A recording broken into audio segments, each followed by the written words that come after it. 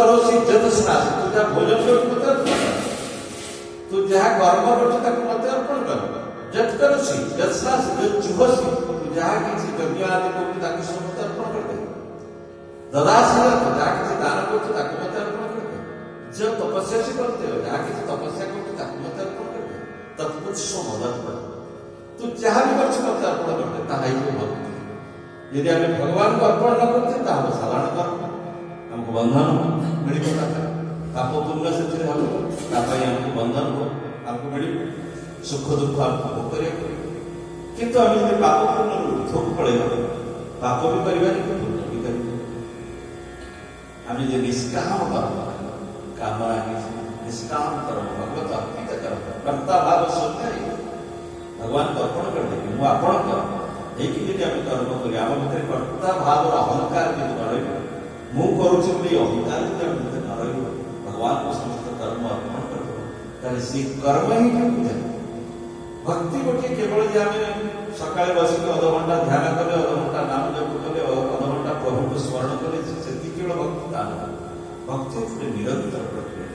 यदि आम निरंतर प्रभु को सहित युक्त न हवा ताले आम तो अध घंटे से हस्ती स्नान बढ़िया हम। हस्ती स्नान कौन ना हाथी कौन करे पोखरी जाए बढ़िया सुंदर भाव स्नान कर पुणी जाए धूली गड़ तेणु आम अध घंटे प्रभु को स्मरण कले, नाम चिंतन कले, रूप ध्यान कले, प्रार्थना कले, सब कले, जाके माटी गड़े बड़िया गड़ी। तेणु से भक्ति हूँ जहाँ भी करवा भगवत संयुक्त कर संसार कार्य कर संसार ये संसार प्रभु आपण ये अच्छे समस्त भर आपण ही अच्छे जहाँ कर्म कर सब आपण कर भगवान सहित संयुक्त हवा दरकार, नित्य युक्त अनन्य चिता सततम जो मन स्मरते नित्य सम तस्याहं सुलभं प्राप्त। नित्य युक्त से मो सहित नित्य युक्त हुए सब मो सहित युक्त हुए मुझे सहज मु सहज प्राप्त है सुलभ। अनन्य चिता सतत जो मन स्मरते नित्य स्मरते मत नित्य स्मरण कर मोठार युक्त है तस्याहं सुलभं प्राप्त। मुझे सहज मुझे प्राप्त है तस्याहं सुलभ। भगवान कहते मुझे सहज प्राप्त है क्या ना जी अनन्य भाव मोर चिंतन करे नित्य युक्त मो सहित नित्य युक्त। तेणु आम जिते भगवत संयुक्त मन एवं मनुष्याण कारण बंध मुख्य। मन ही हूँ मनुष्य बंधन आ मुक्तिर कारण। मन जो प्रभु ठारे लगे मुक्ति, मन जो विषय लगे माया लगे बंधन ही मन एवं मनुष्याण कारण बंध मुख्य। तेणु भगवान कहते मज्जे मन आदर्श मन को तो मो ठारे लगा मज्जार्पित मन बुद्धि तो मन को बुद्धि की मते अर्पण कर दे। आम यदि प्रभु को अर्पण करवा मन बुद्धि ताले कहीं भक्ति, किंतु मन को यदि विषय लगे ताले कहीं बंधन कारण। तेणु मन बुद्धि का भगवान कर अज्ञापित मन बुद्धि। तेणु भक्त संगरे भक्ति होती निरवच्छिन्न प्रक्रिया। तेणु ये से कहते जो भक्त मान आपण अविच्छिन्न भक्ति भाव रही विच्छिन्न ना निरंतर भक्ति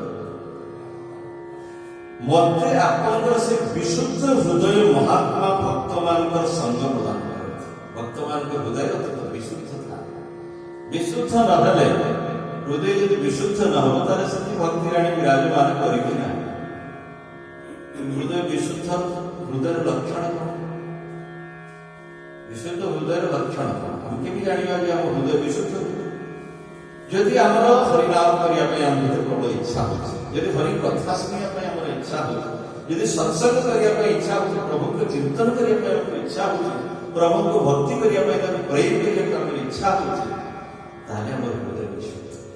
आम हृदय भीतर यदि क्या हिंसा ना क्या प्रति द्वेष ना आम यदि कार निंदा दोष त्रुटि आम देखुना चुगुली करूनी क्या ना ये सब भाव यदि आम भीतर ना जाना आम हृदय विशुद्ध। आम भीतर अहंकार ना अभिमान ना निरुपम निरहंकार आम भीतर निरुपम ममता नाही, अहंकार नाही, निरुपम निरहंकार, अद्वेष्टा द्वेष नाही, अद्वेष्टा सर्वभूताना मैत्री करुण एव च निरुपम निरहंकार, आम्ही अहंकार नाही, ममता नाही, सुख दुख समान भाव, क्षमा भाव, ये सब जिनस भीतर रही ताहले आमर हृदय विशुद्ध विशुद्ध हृदय नहेले भगवत प्राप्तिर इच्छा हबनी, भगवान को भजन करियार इच्छा हबनी, भगवान को प्रेम करिवार इच्छा हबनी, भगवान को भक्ति करिवार इच्छा हब नाही, सब किछि पाइबार इच्छा हब, भगवान को पाइबार इच्छा हब। जेपर्यंत हृदय विशुद्ध न होइछे से पर्यंत सब पाइबार इच्छा हब, अर्थ पाइबार इच्छा हब, मानवदश पाइबार इच्छा हब, घर द्वार पाइबार इच्छा हब, लोक संपर्क पाइबार इच्छा हब, सब किछि पाइबार इच्छा हब। सुस्थ शरीर, खूब धन, खूब जश, सब किछि पाइबार इच्छा, किंतु ईश्वर को पाइबार इच्छा हब नाही। ईश्वर भल लगे, ईश्वर जे महान, ताको पाइले जे समस्त दुख दूरेई जीव, लक्ष्मीपति सी ताको पाइले सब अभाव दूरेई जीव, से भावना भितर जागृत हब नाही जे पर्यंत हृदय शुद्ध न होइछे। तो शुद्ध हब केमिति? शुद्ध हब केमिति? शुद्ध हेले आम भीतर इच्छा हब, शुद्ध केबे हब? जेमती रास्ता घाट सब मैला होता है, वर्षा हो गले सब धोई परिष्कार हो, पोखरी सब मैला होता है, वर्षा हेले सब परिष्कार हो। आम से अपेक्षा करिया कि गोटे वर्षा हम आम हृदय भीतर शुद्ध हो ना नाम कीर्तन आम जिते करवा, नाम जप जिते करवा, भगवान का नाम राम कृष्ण हरि के कौन महामंत्र आम जिते नाम करवा, नाम जप करवा, नाम चिंतन करवा, नाम सत्संग करवा, ताले आम हृदय शुद्ध है। सत्संग कर हृदय शुद्ध है, नाम जप कर हृदय शुद्ध है, हरि कथा शुण शुण हृदय शुद्ध है। आ शुद्ध मन को हम शुद्ध शुद्धि हमको प्रचेषा एवं से शुद्ध हृदय रे भगवत प्राप्तिर इच्छा ध्रुवजी महाराज कहते से विशुद्ध हृदय महात्मा भक्त मान प्रभु आप संग प्रदान कर से संगे रही आपणकर गुण और लीला संबंधी कथा सुधा संगे रही कौन हम ना आपणकर गुण और लीला संबंधी कथा सुधा पान करा कथा तो पान करा जी हरि को प्रेम करे, हरि कर जे भक्त, भगवान कर जे भक्त से भगवान कथा कहब, जड़े राजनीति भक्त राजनीति कथा कहब, जड़े फिल्म भक्त वाला फिल्म कथा कहब, जड़े विषय कथा कहब, जार गुण प्रिय से कथा कहब ना। भगवान को जी प्रेम करे, भगवान का जार भक्ति रही निरंतर चिंतन कर सी भगवान को कथा सुना अन्य का कहले भगवान कथा सुनिया को मिलियो ना से संगे रही आपणकर गुण और लीला संबंधी कथा सुधा पान कर उन्मत्त एवं कौन हम ये दुखपूर्ण भयंकर संसार सागर आर पारी सहज देखो व्यास स्वयं ध्रुवजी महाराज ये संसार कौन ना दुखपूर्ण संसार, इस संसार दुखालय शाश्वत, गीतार स्वयं भगवान कहते दुखालय शाश्वत, ये दुखर घर होचे संसार। ये देख जन्म बेले दुख, माँ पेटर एक 9 मास रही जो कष्ट, गर्भ जो जंत्रणा से जन्म हम मर कि बचो ठीक नहीं, माँ मर कि पुओ बचो, पुओ मर कि माँ बचो कि ठीक नहीं। आजिकल अवश्य सुविधा है ऑपरेशन करके नले आगे भयंकर से समय किए के मर ठीक ना तेरे से जो 9 मास काल जो कष्ट से भयंकर कष्ट शास्त्र वर्णना है जो कष्ट भयंकर मृत्यु बेले भी भयंकर कष्ट, हजारे माने बिछा कामुड़ी लक्ष्य बिछा कामुड़ी जी तुम पीड़ा हम मृत्यु बेले से कष्ट, किंतु जी भरी स्मरण करे महापुरुष मैंने जो शरीर त्याग करते जना पड़े, महापुरुष मैंने जो शरीर त्याग करते फूल मालाटा खसी पड़ा जब जापारे से जापारती के मृत्यु ନହେଲେ ସାଧାରଣ ଲୋକ ଯେତେବେଳେ ମୃତ୍ୟୁ ଯେତେବେଳେ ବରଣ କରେ ବହୁ ସଂଖ୍ୟକ ବିଛା କାମୁଡ଼ିଲେ ଯେରକମ ଯନ୍ତ୍ରଣା ମୃତ୍ୟୁ ଜନ୍ମ ବେଳେ ଭୟଙ୍କର କଷ୍ଟ, ମୃତ୍ୟୁ ବେଳେ ଭୟଙ୍କର କଷ୍ଟ, ବୁଢା କାଳରେ ସିଏ କଷ୍ଟ। କାନକୁ ଶୁଭୁନି, ଆଖିକି ଦେଖାଯାଉନି, ଦାନ୍ତରେ ଚୁଲି ହଉନି, ଏଠି ହଜମ ହଉନି, ଗୋଡରେ ଚାଲି ହଉନାହିଁ, ଅଣ୍ଟା ସଳଖି ବସି ହଉନାହିଁ, ନିଦ ହଉନି, ଭୋକ ହଉନି, ନାନା ପ୍ରକାର ବୁଢା କାଳରେ ନାନା ପ୍ରକାର କଷ୍ଟ। ତାପରେ ରୋଗ, ତାପରେ ବନ୍ୟା ବାତ୍ୟା ଇତ୍ୟାଦି ଇତ୍ୟାଦି ନାନା ପ୍ରକାର ରହିଛି। ଆଦି ଭୌତିକ, ଆଧ୍ୟାତ୍ମିକ, ଆଦି ଦୈବିକ ନାନା ପ୍ରକାର କଷ୍ଟ ରହିଛି। ତେଣୁ ଏହି ସଂସାର ଭଗବାନ କହୁଛନ୍ତି ଅନିତ୍ୟ ଅସୁଖ ଲୋକ ବିମଲ ପ୍ରାପ୍ତ ଭଜସ୍ୱ। এই ଜଗତ କଣ ନା ଅନିତ୍ୟ, ନିତ୍ୟ ନୁହଁ। ଆଉ କଣ ନା ଅସୁଖ, ସୁଖ ନାହିଁ। ଆମେ ଯଦି ଆଳୁ ଦୋକାନରେ ଯାଇକି ମେଡିସିନ ଖୋଜିବା, ମିଳିବ ଆମକୁ? ମେଡିସିନ ଦୋକାନ ଯିବାକୁ ପଡିବ ମେଡିସିନ ଆଣିବା ପାଇଁ ନା। ସେଇରକମ ଆମେ ଜଗତରେ ଯଦି ସୁଖ ଖୋଜିବା ଆମକୁ ସୁଖ ମିଳିବ ନାହିଁ। ସୁଖ ଯଦି ଆମେ ପାଇବାକୁ ଚାହୁଁଛେ ତାହେଲେ ପ୍ରଭୁଙ୍କ ପାଖକୁ ଯିବା। ଭଗବାନ କଣ ନା ଆନନ୍ଦମୟ, ମୟ ମାନେ ବ୍ୟାପ୍ତ। ଲୋକଙ୍କ ପାଖରେ ଯେତିକି ଧନ ଅଛି, କାହା ପାଖରେ ସୁଖ ଅଛି, କଣ ଯାହା ଅଛି ତାକୁ ନେଇଗଲେ, ଯଦି କାହା ପାଖରେ ଧନ ଅଛି, ହଜାର ଲୋକ ଯଦି ମାଗିଲେ ତାର ସଫା। ଭଗବାନ ହଉଛନ୍ତି ଭଣ୍ଡାରମୟ। ଏତେ ସୁଖ ତାଙ୍କ ପାଖରେ ଅଛି, ଏତେ ଐଶ୍ୱର୍ଯ୍ୟ ଅଛି, ସବୁର ସେ ଭଣ୍ଡାର। ଯେତେ ଯିଏ ନବ ସରିବ। ଭଗବାନ ପାଖରେ ଏତେ ଆନନ୍ଦ ଅଛି, ଯେତେ ସମସ୍ତ ଜୀବ ନେଲେ ବି ସରିବ। କାରଣ ସମୁଦ୍ର କଣ ଖାଲି ହବ? ସମୁଦ୍ର ଶୁଖିବ।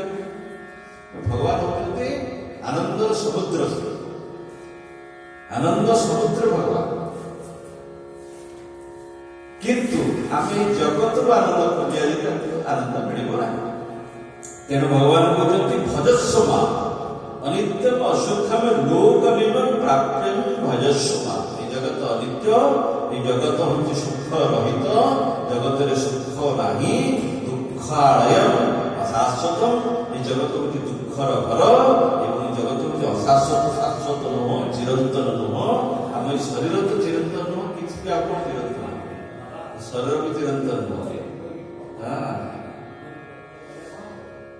ତେଣୁ ଆଉ ତ ସବୁ ଅନିତ୍ୟ, ଶରୀର ବି ନିତ୍ୟ ନୁହେଁ, ଆଉ କଣ ନିତ୍ୟ ହବ? ତେଣୁ ଭଗବାନ ହଉଛନ୍ତି ନିତ୍ୟ, ଭଗବାନ ଚିରନ୍ତନ, ଭଗବାନ ହଉଛନ୍ତି ଆନନ୍ଦମୟ, ଆନନ୍ଦ ସମୁଦ୍ର ଭଗବାନ। ତେଣୁ ଆମକୁ ଆନନ୍ଦ ପାଇବାକୁ ହେଲେ ଭଗବାନକୁ ଭଜନ କରିବାକୁ। ସଚ୍ଚିଦାନନ୍ଦ ରୂପାୟ ବିଶ୍ୱତ୍ପତ୍ତ୍ୟାଦି ହେତୁରେ ତାପତ୍ରୟ ବିନାଶାୟ ଶ୍ରୀକୃଷ୍ଣାୟ ବୈକୁଣ୍ଠ। ଯଦି ଆମେ ଆନନ୍ଦ ପାଇବାକୁ ହବ ତାହେଲେ ଭଗବାନଙ୍କର ଚିନ୍ତନ କରିବା, ଭଗବାନଙ୍କର ନାମ କରିବା, ଭଗବାନଙ୍କ ଶରଣ, ପ୍ରଭୁଙ୍କୁ ଆପଣଙ୍କ ଶରଣ। ଭଗବାନଙ୍କୁ ଆମେ ଯେତେ ଚିନ୍ତନ କରିବା ଆମେ ସେତେ ଆନନ୍ଦ ପାଇବା। ଏ ଜଗତରୁ ଆମେ ଆନନ୍ଦ ପାଇବା। ଆଉ ଭଗବାନ ଆନନ୍ଦର ସମୁଦ୍ର।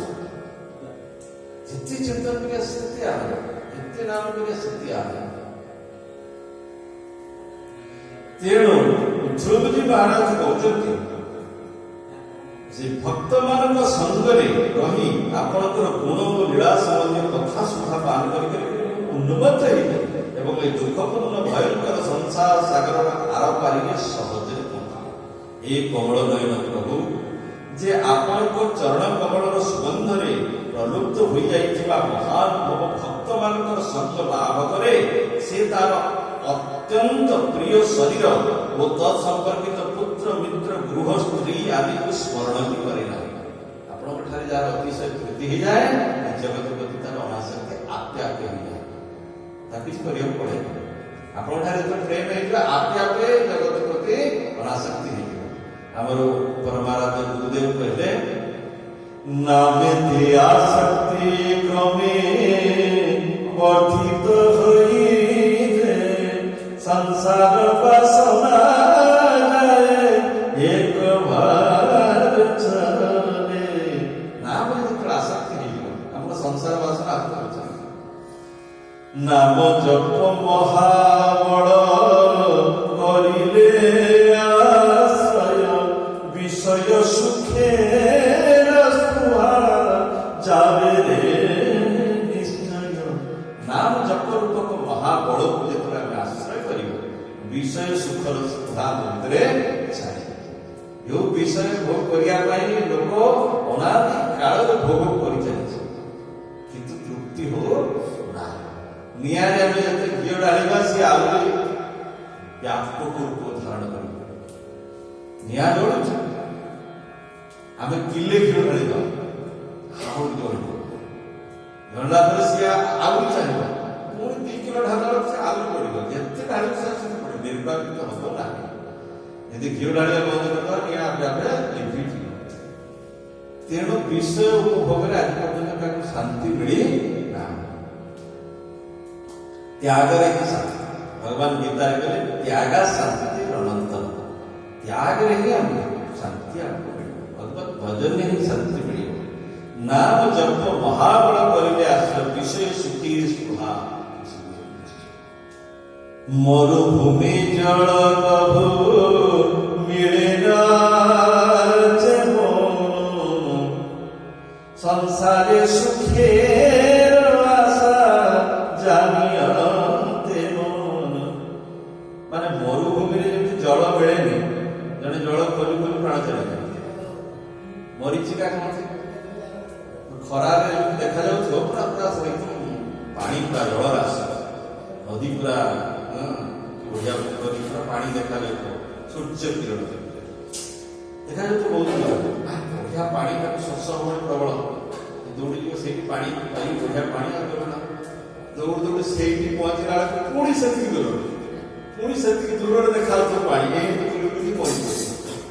पानी मरीच तेणु जो संसार सुखर मरीच सुख ना सुखर मरीच तुम अनेक ये पढ़ी पूरा दौड़ी दौड़ी दौड़ी से पहुंचगले सब सुख मत मिल पुणी से पहुंचला भाई पुणी से दूर पुणी दौड़ी दौड़ी दौड़ी दौड़ी पुणी जाए से पहुंचला पुणी देखा अरे भाई ये तो कौन सुख नहीं रे पुणी दौड़ा ये दौड़ सारा जीवन बुले सुख को भी आत्मा टिके लगला जो देखला खाली अरे कौन सुख होते कौन परम दुख कौन देला अरे कौन सुख होते कौन दुख देला कारण सुख केवल भगवान पाखे रक्षा करते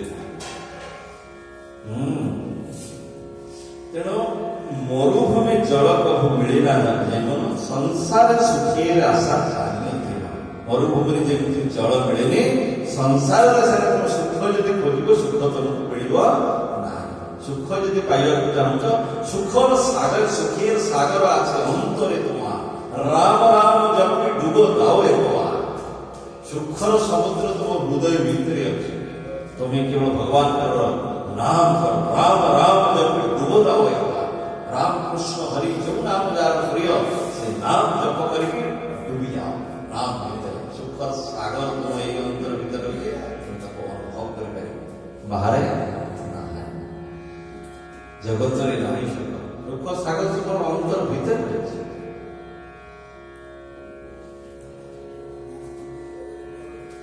हे तिर्चन नग बीज सरिसृप देव दैत्य मर्त्यादिभिः परिचितं सद सद विशेषं रूपं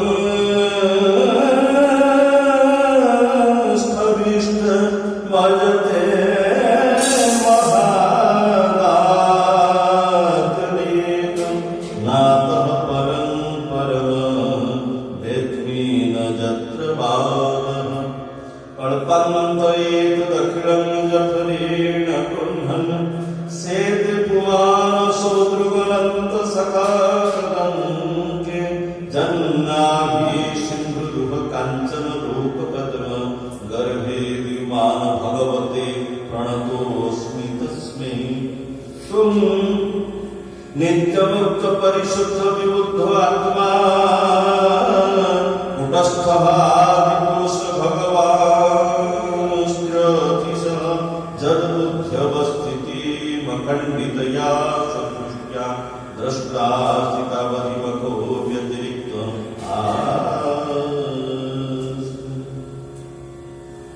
द्रौपदी कहते हे अजन्मा परमेश्वर मु तो पशु पक्षी सरीसृप वृक्ष पर्वत देवता दैत्य मनुष्य आदि परिपूर्ण तथा महोदादि अनेक कारण संपादित ଆପଣଙ୍କର ଏହି କାର୍ଯ୍ୟ କାରଣ ରୂପେ ବିଶ୍ୱ ରୂପକୁ ବି ଜାଣି ଏହାର ଊର୍ଦ୍ଧ୍ୱରେ ଆପଣଙ୍କର ଯେଉଁ ପରମ ସ୍ୱରୂପ ରହିଛି ଯାହାକୁ କି ବାଣୀ ପ୍ରକାଶ କରିପାରେ ନାହିଁ, ସେ ନିର୍ଗୁଣ ନିରାକାର ପରବ୍ରହ୍ମ ସ୍ୱରୂପ ବିଷୟରେ ମୁଁ କିଛି ବି ଜାଣିନାହିଁ। ଭଗବାନ କଳ୍ପ ଶେଷରେ ଯେଉଁ ପରମ ପୁରୁଷ ଏହି ସମସ୍ତ ବିଶ୍ୱକୁ ନିଜ ଉଦରରେ ଲୀନ କରିଦେଇ ଶେଷଦେବଙ୍କ ସହିତ ତାଙ୍କରି କୋଳରେ ଯୋଗ ନିଦ୍ରାରେ ଶୟନ କରନ୍ତି ତଥା ଯାହାଙ୍କ ନାଭି ସମୁଦ୍ରକୁ ଉତ୍ପନ୍ନ ହୋଇଥିବା ସର୍ବଲୋକମୟ ସୁବର୍ଣ୍ଣମୟ କମଳକୁ ପରମ ତେଜମୟ ବ୍ରହ୍ମାତ୍ପନ୍ନ ହୁଅନ୍ତି, ଆପଣ ହିଁ ହେଉଛନ୍ତି ଭଗବାନ। ଆପଣଙ୍କୁ ମୁଁ ପ୍ରଣାମ କରୁଛି। ପ୍ରଭୁ ନିଜର ଅଖଣ୍ଡ ଚିନ୍ମୟ ଦୃଷ୍ଟି ଦ୍ୱାରା ଆପଣ ବୁଦ୍ଧିର ସକଳ ଅବସ୍ଥାକୁ ଦେଖନ୍ତି ତଥା ଆପଣ ହେଉଛନ୍ତି ନିତ୍ୟ ମୁକ୍ତ ଶୁଦ୍ଧ ସତ୍ୟମୟ ସର୍ବଜ୍ଞ ପରମାତ୍ମ ସ୍ୱରୂପ ନିର୍ବିକାର ଆଦି ପୁରୁଷ ଷଡ଼ ଐଶ୍ୱର୍ଯ୍ୟ ସମ୍ପନ୍ନ ଏବଂ ତିନି ଗୁଣର ଅଧୀଶ୍ୱର। ଆପଣ ଜୀବଠାରୁ ସର୍ବଥା ଭିନ୍ନ ତଥା ସଂସାରକୁ ଧରି ରଖିବା ନିମନ୍ତେ ଯଜ୍ଞାଧିଷ୍ଠାତା ବିଷ୍ଣୁ ରୂପରେ ବିରାଜମାନ। ବିଦ୍ୟା ଅବିଦ୍ୟା ଆଦି ବିଭିନ୍ନ ପରସ୍ପର ବିରୋଧୀ ଶକ୍ତି ଧାରାବାହିକ ଭାବରେ ନିରନ୍ତର ଆପଣଙ୍କ ଠାରୁ ଉତ୍ପନ୍ନ ହୋଇଥାଏ। ଆପଣ ହେଉଛନ୍ତି ଜଗତର କାରଣ, ଅଖଣ୍ଡ ଅନାଦି ଅନନ୍ତ ଓ ଆନନ୍ଦମୟ ନିର୍ବିକାର ବ୍ରହ୍ମ ସ୍ୱରୂପ। ମୁଁ ଆପଣଙ୍କର ଶରଣ ନେଉଛି ଭଗବାନ। ଆପଣ ହେଉଛନ୍ତି ପରମ ଆନନ୍ଦ ମୂର୍ତ୍ତି।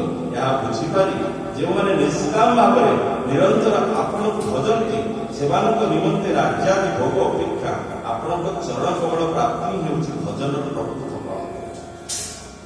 ଧ୍ରୁବଜୀ ମହାରାଜ କହୁଛନ୍ତି ଆପଣ ହେଉଛନ୍ତି ପରମ ଆନନ୍ଦ ମୂର୍ତ୍ତି। ଏହା ବୁଝି ଯେଉଁମାନେ ନିଷ୍କାମ ଭାବରେ ଆପଣଙ୍କୁ ଭଜନ କରନ୍ତି, କୌଣସି କାମନା ନାହିଁ, ପାଇବାର ଇଚ୍ଛା ନାହିଁ, ସେମାନଙ୍କ ନିମନ୍ତେ ରାଜ୍ୟାଦି ଭୋଗ ଅପେକ୍ଷା ଆପଣଙ୍କର ଚରଣ କମଳ ପ୍ରାପ୍ତି ହେଉଛି। ସେମାନେ ଯଦି ରାଜ୍ୟ ଚାହାନ୍ତି, ଧନ ରତ୍ନ ଐଶ୍ୱର୍ଯ୍ୟ ଏସବୁ ଚାହାନ୍ତି, ତା ଅପେକ୍ଷା ଆପଣଙ୍କ ଚରଣ କମଳକୁ ପାଇବାର ଇଚ୍ଛା କିନ୍ତୁ ବହୁତ ଶ୍ରେଷ୍ଠ। କାରଣ ଆପଣଙ୍କର ଚରଣ କମଳକୁ ଯିଏ ପାଇଗଲା, ଆପଣଙ୍କ ଚରଣ କମଳରେ ଯାହାର ପ୍ରୀତି ହେଇଗଲା, ତାର ଆଉ କୋଉ ଅଭାବ ନାହିଁ। ସମସ୍ତ ଅଭାବର ଲୋପ ହେଇଯିବ। ଯତ୍ପ୍ରାପ୍ୟ ନ କିଞ୍ଚିତ୍ ବାଞ୍ଛତି, ଯାହାକୁ ପାଇଲା ପରେ ଆଉ କିଛି ପାଇବାର ଇଚ୍ଛା ନାହିଁ, ସେ ପ୍ରଭୁକୁ ପାଇଗଲା ପରେ ଆଉ କିଛି ପାଇବାର ଇଚ୍ଛା ନାହିଁ। ଯତ୍ପ୍ରାପ୍ୟ ନ କିଞ୍ଚିତ୍ ବାଞ୍ଛତି, ନ ସଚେତ କିଛି ଦୁଃଖ ରହେନି, କିଛି ଦ୍ୱେଷ ରହେନି, ନ ଦୃଷ୍ଟି ନ ରମତି ନ ସାୟ, ପରିପୂର୍ଣ୍ଣ ସେ ହେଇଯାଏ। ଭଗବାନ ପାଇଗଲା ପରେ ପରିପୂର୍ଣ୍ଣ ହେଇଯାଏ। ପୂର୍ଣ୍ଣାତ୍ମକ ବୁଦ୍ଧି ପୂର୍ଣ୍ଣସ୍ୟ ପୂର୍ଣ୍ଣମାଦାୟ ପୂର୍ଣ୍ଣମେବ ଉଚିତ୍, ପରିପୂର୍ଣ୍ଣ ହେଇଯାଏ। ତାର ଅଭାବ କିଛି ରହେ, ଅତୃପ୍ତତା କିଛି ରହେନି, ତା ଭିତରେ ଅଭାବ କିଛି ରହେନି, ଦୁଃଖତାର କିଛି ରହେନି, ପରମ ଆନନ୍ଦ ସବୁ ହେଇଯାଏ।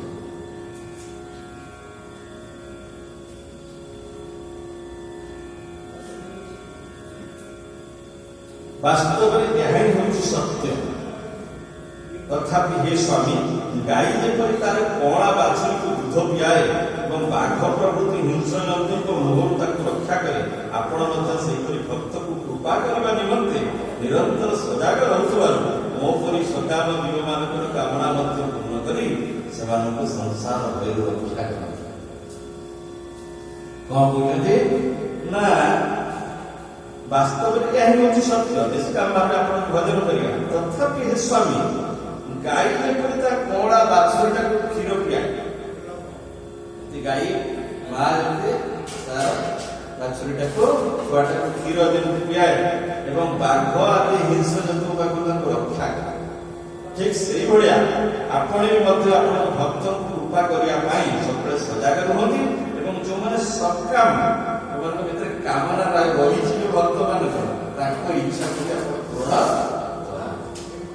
ତେଣୁ ଆମର ଗୁରୁଦେବ କହନ୍ତି ନାମ କଳ୍ପତରୁ ମୂଳେ ଯେ ଯାହା ଚାहे ସେ ତା ନାମ ହଉଛି କଳ୍ପତରୁ, ତମେ ଯାହା ଇଚ୍ଛା କର ସେ।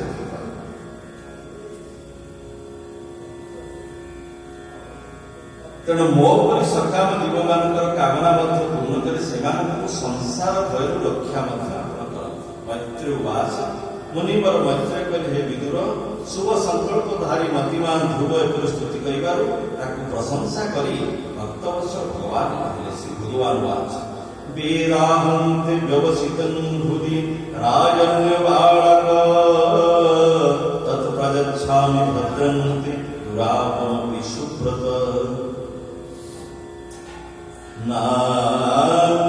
नानेरधिष्ठितं भद्र जलाधारेष्णो ध्रुवक्षिति जत्र ग्रहण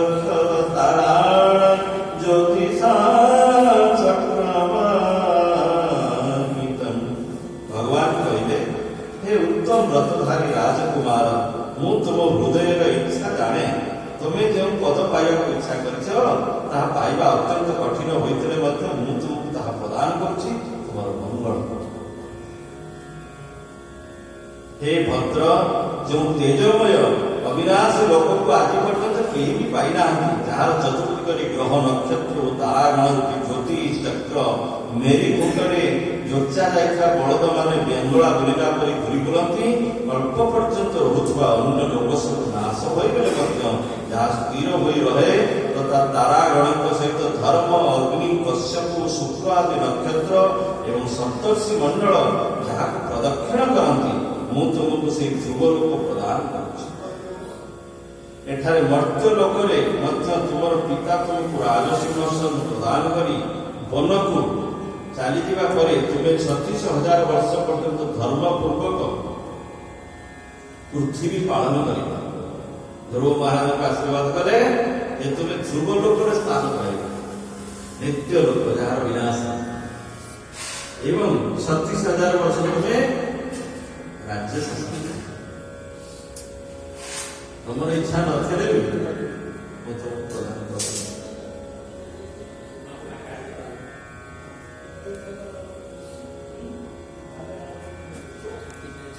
ଏଠାରେ ମର୍ତ୍ତ୍ୟ ଲୋକରେ ମଧ୍ୟ ତୁମର ପିତା ତୁମକୁ ରାଜସିଂହାସନ ପ୍ରଦାନ କରି ବନକୁ ଚାଲିଯିବା ପରେ ତୁମେ 36,000 ବର୍ଷ ପର୍ଯ୍ୟନ୍ତ ଧର୍ମପୂର୍ବକ ପୃଥିବୀ ପାଳନ କରିବ। ତୁମ ଇନ୍ଦ୍ରିୟମାନଙ୍କର ଶକ୍ତି ଅକ୍ଷୁର୍ଣ୍ଣ ରହିବ। କିଛି କାଳ ପରେ ତୁମ ସାବତ ଭାଇ ଉତ୍ତମ ଶିକାର କରିବାକୁ ଯାଇ ପ୍ରାଣ ହରାଇ ତାର ମା ସୁରୁଚି ପୁତ୍ର ପ୍ରେମରେ ପାଗଳି ହୋଇ ତାକୁ ଖୋଜି ଖୋଜି ବଣରେ ପଶିଯିବେ ଏବଂ ବଣ ନିଆଁରେ ପଶି ତାଙ୍କର ପ୍ରାଣ ଚାଲିଯିବ। ଯଜ୍ଞ ହେଉଛି ମୋର ପ୍ରିୟ ମୂର୍ତ୍ତି, ତେଣୁ ତୁମେ ଭଲ ଭାବେ ଦକ୍ଷିଣା ଦେଇ ଯଜ୍ଞ କରି ମୋତେ ପୂଜା କରିବ ତଥା ଏହି ପୃଥିବୀରେ ଉତ୍ତମ ଭୋଗ ଭୋଗ କରି ଶେଷରେ ମୋତେ ସ୍ମରଣ କରିବ।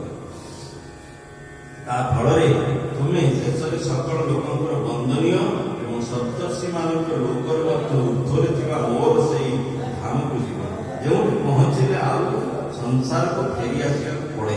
ତୁମେ ମୋର ସେହି ଧାମକୁ ଯିବ। ଭଗବାନ ବର ପ୍ରଦାନ କଲେ। ମୁନିବର ମୈତ୍ରେୟ କହିଲେ, ବାଳକ ଧ୍ରୁବଙ୍କ ଦ୍ୱାରା ଏପରି ଭାବେ ପୂଜିତ ହୋଇ ଏବଂ ତାଙ୍କୁ ନିଜର ପଦ ପ୍ରଦାନ କରି ଧ୍ରୁବ ଚାହୁଁ ଚାହୁଁ ଭଗବାନ ଗରୁଡଧ୍ୱଜ ସୁଧାମକୁ ଚାଲିଲେ। ଭଗବାନ ଧ୍ୟାନ ପ୍ରଭୁଙ୍କ ଚରଣ ସେବା କରି ସଂକଳ୍ପିତ ବସ୍ତୁ ପାଇଯିବାରୁ ଧ୍ରୁବ ଯଦିବା ସଂକଳ୍ପରୁ ନିବୃତ୍ତ ହୋଇଗଲେ, ତଥାପି ତାଙ୍କର ଚିତ୍ତ ବିଶେଷ ପ୍ରସନ୍ନ ହେଲା ନାହିଁ। ଯାହା ସେ ସିଦ୍ଧାନ୍ତ ନିଜ ନଗର ଅଭିମୁଖେ ବାହାରିଲେ। ବିଦୁର ପଚାରିଲେ, ବ୍ରହ୍ମନ୍ ମାୟାପତି ଶ୍ରୀହରିଙ୍କ ପରମ ପଦ ତ ଅତ୍ୟନ୍ତ ଦୁର୍ଲଭ ଏବଂ ପ୍ରଭୁଙ୍କ ଚରଣ କମଳକୁ ବାସନା କଲେ ହିଁ ତାହା ମିଳିଥାଏ। ଧ୍ରୁବ ମଧ୍ୟ ଅତ୍ୟନ୍ତ ବିବେକବାନ ଥିଲେ, ମାତ୍ର ଗୋଟିଏ ଜନ୍ମ ଭିତରେ ପରମ ପାଦକୁ ପାଇଯାଇ ମଧ୍ୟ ସେ କାହିଁକି ନିଜକୁ ଅକୃତାର୍ଥ ମନେ କଲେ? ସେ କାହିଁକି ବିଶେଷ ପ୍ରସନ୍ନ ହେଲେ? ମୁନିବର ମୈତ୍ରେୟ କହିଲେ, ଧ୍ରୁବଙ୍କର ହୃଦୟ ତାଙ୍କ ସାବତ ମାଙ୍କ ବାକ୍ୟବାଣରେ ବିଦ୍ଧ ହୋଇଯାଇଥିଲା। ଏପରିକି ବର ମାଗିବା ବେଳେ ମଧ୍ୟ ତାଙ୍କର ତାହା ମନେ ପଡ଼ିଥିଲା। ତେଣୁ ସେ ମୁକ୍ତିଦାତା ଶ୍ରୀହରିଙ୍କୁ ମୁକ୍ତି ମାଗିନଥିଲେ, ମାତ୍ର ବର୍ତ୍ତମାନ ଭଗବାନଙ୍କୁ ଦର୍ଶନ କରି ତାଙ୍କର ସେ ଦୁଃଖ ମନମାଳିନ୍ୟ ଦୂର ହୋଇଯିବାରୁ ସେ ନିଜ ଭୁଲ ପାଇଁ ପଶ୍ଚାତାପ କଲେ। ଧ୍ରୁବ ମନେ ମନେ କହିବାକୁ ଲାଗିଲେ, ଆହା, ସନକାଦି ଉର୍ଦ୍ଧ୍ୱରେତା ସିଦ୍ଧ ପୁରୁଷମାନେ ମଧ୍ୟ ଯାହାଙ୍କୁ ସମାଧି ଦ୍ୱାରା ଅନେକ ଜନ୍ମରେ ଲାଭ କରନ୍ତି, ସେହି ଭଗବତ ଚରଣର ଛାୟାକୁ ମୁଁ ମାତ୍ର 6ଟି ମାସ ମଧ୍ୟରେ ପାଇଗଲି। କିନ୍ତୁ ମୋ ଚିତ୍ତରେ ଅନ୍ୟ ବାସନା ରହିଥିବାରୁ ମୁଁ ପୁଣି ଥରେ ତାଙ୍କ ଠାରୁ ଦୂରେଇ ଗଲି। ଆଏ, ମୋ ପରି ମନ୍ଦ ଭାଗ୍ୟର ମୂର୍ଖତା ଦେଖ ତ, ସଂସାର ବନ୍ଧନକୁ କାଟି ଦେଉଥିବା ପ୍ରଭୁଙ୍କର ପାଦପଦ୍ମ ପାଖରେ ପହଞ୍ଚି ମଧ୍ୟ ମୁଁ ତାଙ୍କୁ ନାଶବାନ ବସ୍ତୁ ହିଁ ଲାଗିଲା। ଧ୍ରୁବଙ୍କର ଯେ ତାଙ୍କ ବିବାଦାଙ୍କ ପ୍ରତି ତାଙ୍କ ଭିତରେ ଟିକେ କ୍ରୋଧ ଭାବ ଥିଲା, ଯୋଉଥିପାଇଁ ସେ ଧ୍ରୁବ ଲୋକ ପ୍ରଭୁ ତାଙ୍କୁ ଦେଲେ। ରାଜ୍ୟ ଶାସନ 36,000 ବର୍ଷ କରିବେ, କିନ୍ତୁ ତଥାପି ତାଙ୍କୁ ମନ ପସନ୍ଦ ହେଲାନି। କାହିଁକି ନା, 6 ମାସ ତପସ୍ୟା କରି ମୁଁ ସ୍ୱୟଂ ପ୍ରଭୁଙ୍କୁ ପାଇଗଲି। ସେ ପ୍ରଭୁଙ୍କୁ ପାଇକି ପ୍ରଭୁଙ୍କ ଚରଣ କମଳ ଛାଡ଼ିକି ପୁଣି ଧ୍ରୁବ ଲୋକ ଏଇସବୁ ଭିତରେ ପୁଣି ମୋ ଭିତରେ ଏଇସବୁ ଇଚ୍ଛା ରହିଲା। ପ୍ରଭୁଙ୍କ ଚରଣ କମଳ ଭିତରେ ନିରନ୍ତର ସେଇଠି ସ୍ଥିତି, ସେଥିପାଇଁ ମୁଁ ମାଗିପାରିଲିନି। ସେଥିପାଇଁ ତାଙ୍କ ଭିତରେ ତ ପ୍ରସନ୍ନ ହେଲାନି। ପ୍ରଭୁଙ୍କୁ ପାଇକି ପୁଣି ମୁଁ ଏଇସବୁ ଜାଗତିକ